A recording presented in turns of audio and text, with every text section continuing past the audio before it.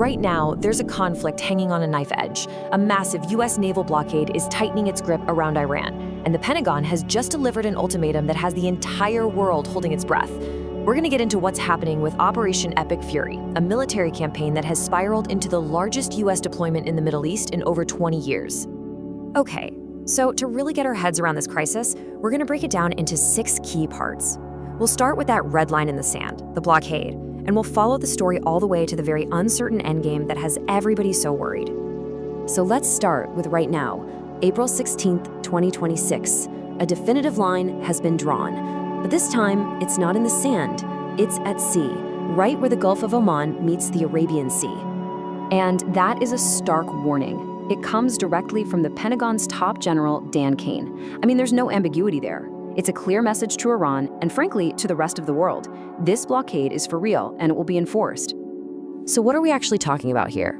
Well, the US Navy has set up what it's calling a hermetic seal all the way around Iran.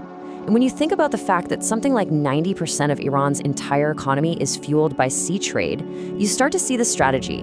This move is literally designed to choke off the regime's economic lifeblood. And this isn't just a threat, it's already having a major effect. As of today, 13 ships that have tried to either reach Iranian ports or carry its oil have been stopped and forced to turn around. So the economic pressure is on, and it's happening right now. But here's the thing. This blockade, as big a deal as it is really just one piece of a much, much larger puzzle. Operation Epic Fury represents a huge shift in strategy, something that goes way beyond just containment. Just look at the escalation here. It is dramatic. Only last year, we had Operation Midnight Hammer, which was all about these limited, targeted strikes to kind of press pause on Iran's nuclear program.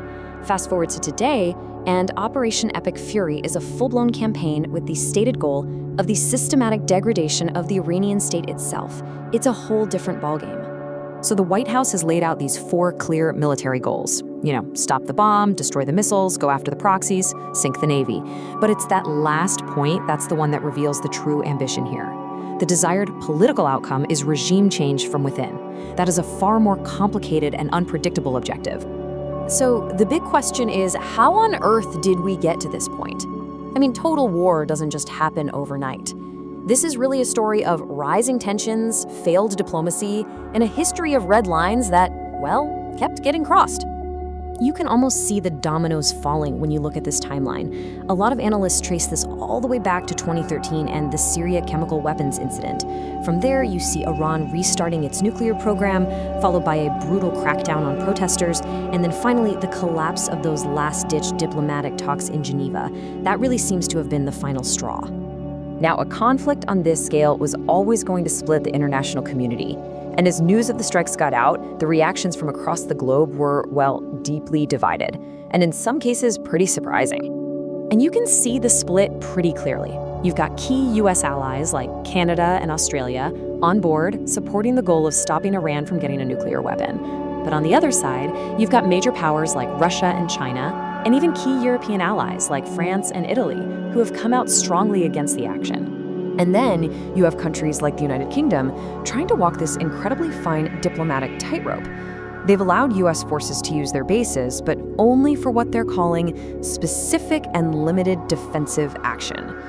They're trying really hard to distinguish their support from the wider, more offensive parts of the campaign. Of course, a conflict like this is never just regional. The economic consequences are already sending massive shockwaves through the entire global economy. 14%. Just let that number sink in. That's the estimated hit to the GDP of Kuwait and Qatar if this fighting continues. It is a staggering, almost unthinkable blow to these energy-rich countries that are now caught right in the middle of this. And these effects are trickling down to supply chains and consumers absolutely everywhere. Insurance rates for ships in Europe, they've tripled. Transportation costs inside China are up by a quarter. And here in the US, gas prices have already jumped. And that, of course, affects the price of pretty much everything, from plastics to fertilizer. And if you want to get a sense of just how intense this has been, look at the scale of Iran's response before a very fragile ceasefire took hold. At its peak, Iran was launching over 400 missiles and drones every single day at targets around the region. It's just a stunning display of their disruptive military capability. So here we are, 5 weeks in. There's a ceasefire that could break at any moment, and a naval blockade that's squeezing tighter every day. But the central question, the big one, is still completely unanswered. What is the endgame here? Because the war hasn't really resolved the issue, it's just transformed it. Regime change is nowhere in sight. The Strait of Hormuz is still effectively closed, not because of an Iranian blockade, but because of what experts are calling market-mediated coercion. Basically, insurance costs have shot so high that nobody dares to sail through. And maybe the most critical point, 400 kilograms of highly enriched uranium is still missing. The conflict has turned what was a containable problem into a much more dangerous systemic miss. You know, this question, famously asked by General David Petraeus years ago about a different war, just perfectly captures the dilemma everyone is facing today.